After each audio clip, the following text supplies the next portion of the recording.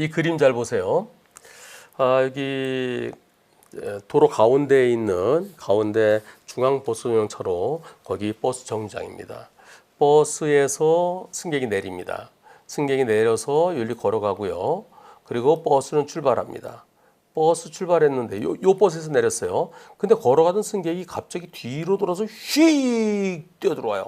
그걸 보고 버스가 급제동합니다. 그때 버스의 승객이 휙 넘어집니다. 같이 보실까요? 네. 버스에서 내린 승객이 갑자기 달려들고요. 그래서 급제동하고 그 상황에서 버스 승객이 넘어지고요.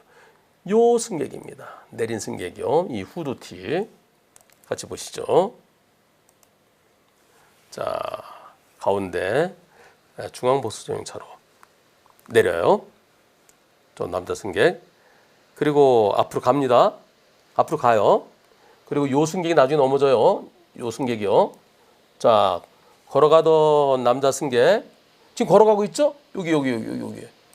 그리고 저 승객이 갑자기 저 펜스 옆으로 가다가 여기서 갑자기 앞으로 들어와요. 예! 급제동했어요. 넘어지는 거 못 보셨죠? 다시 보시겠습니다. 요 승객이요. 여기. 지금 여기 건너간 사람 말고, 요 사람 말고, 요 승객이 여기까지 갔다가 휙. 그래서 이 버스 기사분이 급제동. 그랬을 때 이 승객이 앞으로 휙. 네. 다시. 자. 저 승객 저리 가다가 저 사람도 건너네? 그럼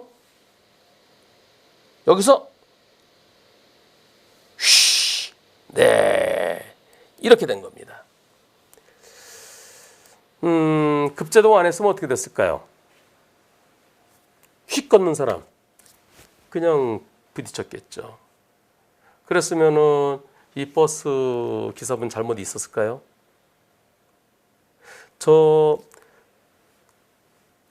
갑자기 가다가 뒤돌아서서 달려든 저 남자를 살리기 위해서 급제동한 거죠. 저 남자를 살리느라고 여기 이 여자 승객이 넘어진 거죠. 누군가는 하나는 살려야 돼요. 이 여자 승객은 넘어지고 남자 승객은 살렸어요. 처벌할 수 있을까요? 어떻습니까? 저 여자 승객을 쓰러뜨리지 않으려고 그러면 남자 승객을 치고 나가서야 돼요. 그럼 남자 승객 잘못하면 사망할 수도 있어요. 잘못이 있나요? 이 사건에 대해서 자, 이분께서요. 이 사건 과연 저한테 잘못이 있나요? 아까 후드티 입은 사람, 저 사람이 승하차 내역을 가지고 경찰서에 방문했습니다. 근데 경찰관은 이 버스의 블랙박스 이거 보려고도 안 해요. 승객이 넘어졌어요? 그럼 무조건 되고 운전자가 잘못이죠. 그래서 운전자 가해자예요. 이거 접수할 거예요? 접수하면 벌점과 범칙금. 그래요? 네. 마음대로 접수하려면 접수하세요. 이렇게 얘기하는 거예요. 그래서 이거 접수를 받아줄 수 있지만은 굳이 벌점과 범칙금, 범칙금 발부해줘요? 그래갖고, 그래서 그냥, 회사에다 다시 전화했더니, 그냥 와. 그래서 접수를 안 하고 돌아왔습니다. 어떻게 될까요? 여러분들은 어떻게 생각하십니까? 지금 승객은 병원에 입원해 있는 상태인데요. 저 승객에 대해서 버스 측에서요. 치료비 대주고 보상해 주는 건 맞죠. 왜냐하면 저 승객이 일부러 넘어진 건 아닙니다. 버스가 급제동했기 때문에 넘어진 거죠. 물론 저 승객이 손잡이를 잡았으면 넘어지지 않았을 거예요. 두 손 다 놓고 있었어요. 거기에 대해서 과실 한 10%, 많으면 20% 정도 적용될 수는 있습니다. 그런데 운전자는 잘못이 없어요. 운전자가 한눈 팔다가 급제동한 거 아니에요. 버스가 잘못이 있는 거는 급제동, 급출발, 급회전. 이제 그럴 때 버스가 잘못이죠. 근데 그거는 지금은요 이유가 있어요. 갑자기 무단횡단하는 사람 때문에.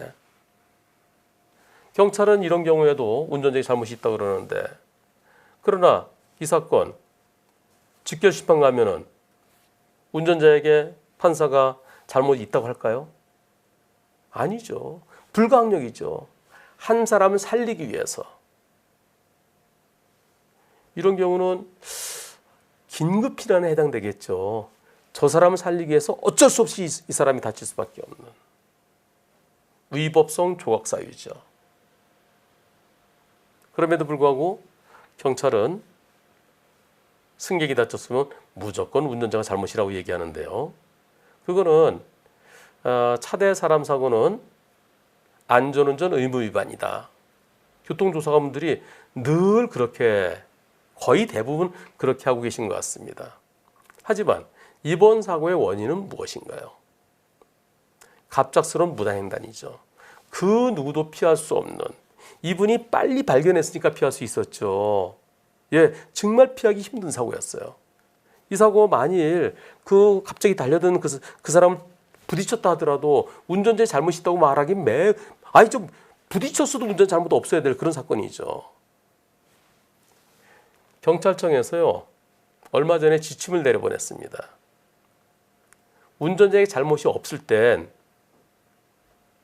위반 사항 없음이라고 써라. 교통사고 사실 확인원에 위반 사항 없음, 그런 게 새로 생겼는데 조사관분들이 모르는 분들이 많이 계시대요. 바로 이런 경우입니다. 이런 경우가 잘못한 게 없잖아요.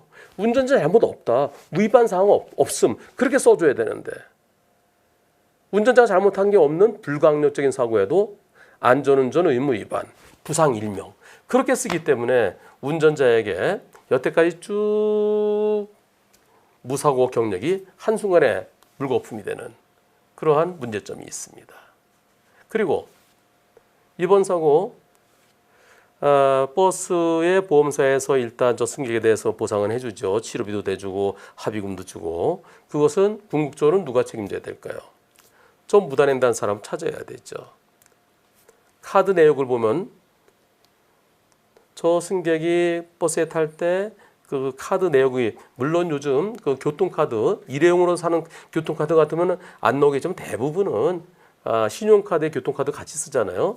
네, 그럼 저 누군지 나옵니다. 그리고 경찰에서 이 사건을 만약에 경찰에 접수돼서 수사를 하게 된다 그러면 저 무단횡단자 위반 사항 없음, 그럼 사고의 원인이 저 무단횡단자 때문이죠. 경찰에서 그 정도까지는 조사를 해주는 것이 옳다고 생각합니다. 인적 사항이 나오겠죠. 그럼 나중에 이 사건에 대해서 이 버스의 보험사가 구상금 청구하려고 그러면 소송 걸어놓고 성명불상자를 상대로 구상금 청구하는 거죠.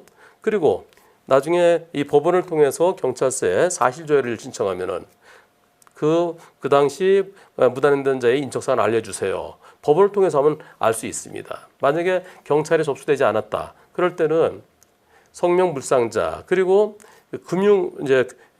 모든 그 신용카드 회사 거기를 통해서요 이 카드 사용 내역을 통해서 그 인적사항을 파악해서 구상금 청구를 하는 것이 그게 옳을 텐데요.